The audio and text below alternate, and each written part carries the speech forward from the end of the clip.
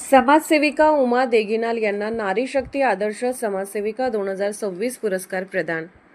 जनता संघर्ष न्यूजच्या नारी शक्तीचा सन्मान व पुरस्कार सोहळा 23 मार्च 2026 रोजी फडकुले सभागृह सोलापूर येथे अतिशय उत्साहात संपन्न झाला। महाराष्ट्रातील विविध जिल्हा व तालुक्यातील समाजामध्ये विशेष उल्लेखनीय व उत्कृष्ट काम करणाऱ्या विविध महिला मान्यवरांचा त्यांच्या कामाची पावती म्हणून मानाचा फेटा, पुष्पगुच्छ, सन्मानचिन्ह व सन्मानपत्र देऊन सत्कार करण्यात आला। उमा देगिनाल यांना नारी शक्ती आदर्श समाजसेविका 2026 म्हणून सोलापूरच्या उपमहापौर सौ ज्ञानेश्वरी महेश देवकर व उपस्थित मान्यवरांच्या शुभ हस्ते मानाचा फेटा, शाल, सन्मानचिन्ह, सन्मानपत्र व पुष्पगुच्छ देऊन सत्कार करण्यात आला। उमा देगिनाल यांनी आजपर्यंत विविध सामाजिक उपक्रमांचे आयोजन केलेले आहे।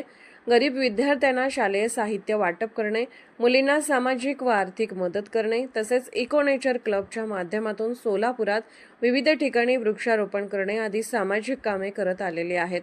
या कार्यक्रमास प्रमुख पाहुणे म्हणून ज्येष्ठ साहित्यिका नसीमा पठाण, सेवानिवृत्त पोलीस अधिकारी मीनाक्षीताई पेठे, ॲडव्होकेट सरिता मोकाशी, प्राध्यापिका अंजनाताई गायकवाड, समाजभूषण UF जानराव यांनी आपले मनोगत व्यक्त केले। हा कार्यक्रम यशस्वी करण्यासाठी जनता संघर्ष न्यूजचे संपादक सिद्धार्थ भडकुंबे, त्यांच्या पत्नी आशा सिद्धार्थ भडकुंबे व सहकाऱ्यांनी मोठे परिश्रम घेतले।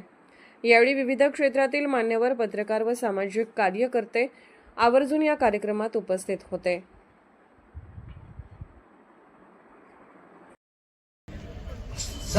संस्कृती मी सांगत नाही आती, पण हे होतंय खूप आधी। अहो इथं कुत्र्याला भाकर, मुंगीला साखर, आम्हाला ठोकर, असून आम्ही चाकर, मिळत नाही भाकर, असता धनधान्यांची पोती, कसलीही संस्कृती मी सांगत नाही आती, पण हे होतंय बहुआती। कोई खिलौना नहीं, मैं हिम्मत शूर वीरों की हिफाजत की मोहताज नहीं। मैं भर की, मैं पहचान सुलगते जौहर की, दुश्मन की आंखों का ख्वाब नहीं। तुम्ही अशा ज्या स्त्रियांचा सन्मान ठेवलाय त्याबद्दल मी तुमचे खूप खूप आभार मानते आणि तुमच्या ह्या कार्यक्रमासाठी मला जे बोलवलं, मान सन्मान दिला त्याबद्दल पण मी व्यासपीठाचे आणि तुमचे मनपूर्वक आभार मानते।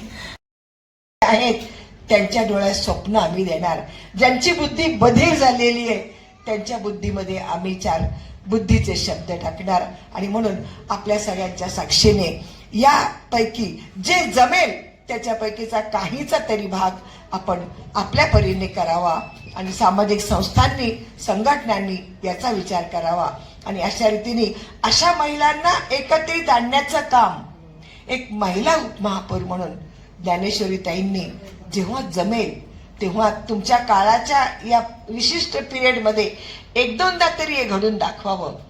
मला आठवते की सिद्धेश्वर महाराजांच्या मंदिरामध्ये हे ज्या महिला, या वंचित महिला आहेत त्यांचा एक मेळावा घडलेला होता।